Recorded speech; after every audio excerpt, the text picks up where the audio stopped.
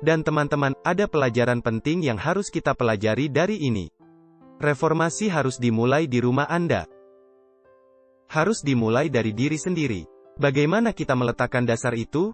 Kita harus datang untuk mencari Tuhan terlebih dahulu. Jangan hanya kembali dan mulai mengubah segalanya.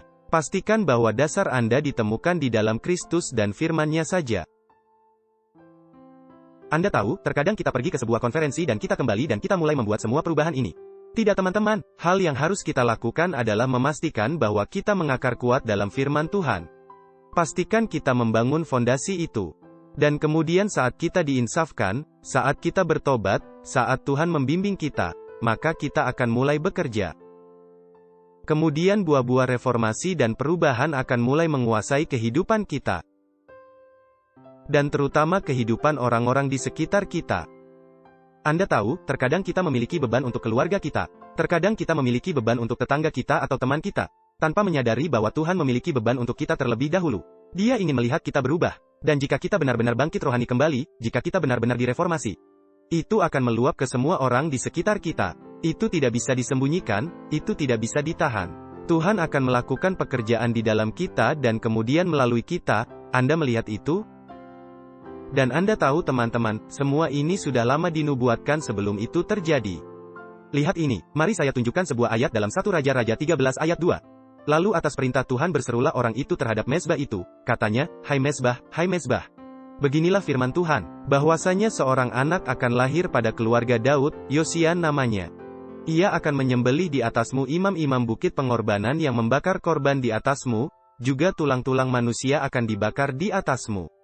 Dan sekarang kita melihat nubuatan ini terjadi. Mereka harus menunggu puluhan tahun, dan saya berani katakan berabad-abad, hanya untuk ini terjadi. Tapi teman-teman, firman Tuhan selalu terjadi. Itu tidak mengenal penundaan. Sama dengan kedatangan Yesus yang kedua, sama dengan peristiwa akhir zaman. Mereka akan datang teman-teman, tetapi satu-satunya cara agar kita siap untuk itu adalah jika kita mencari Tuhan dengan segenap hati kita.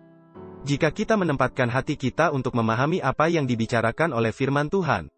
Menjadikannya sebagai dasar kita, maka dan hanya setelah itu, kita tidak hanya dapat siap, tetapi bahwa Tuhan dapat bekerja melalui kita. Anda lihat teman-teman, kebangkitan rohani hanya setengah dari perjuangan. Itu hanya setengah dari pengalaman kita.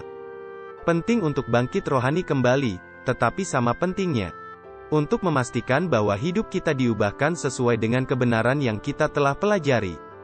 Sebanyak Tuhan membimbing kita masing-masing. Jadi penting, kita harus memiliki kebangkitan rohani, tapi kita harus memiliki reformasi bersama-sama juga. Keduanya harus berpadu dalam pekerjaannya, tetapi apa yang harus terjadi terlebih dahulu?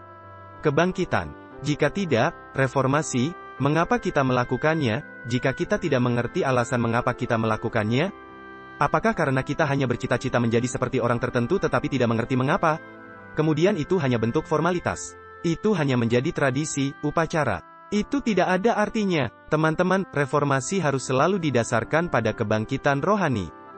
Tetapi kebangkitan rohani tanpa reformasi bukanlah kebangkitan rohani sejati karena jika Anda dihidupkan kembali, maka Anda mulai hidup dengan cara yang berbeda juga. Apakah Anda melihat itu?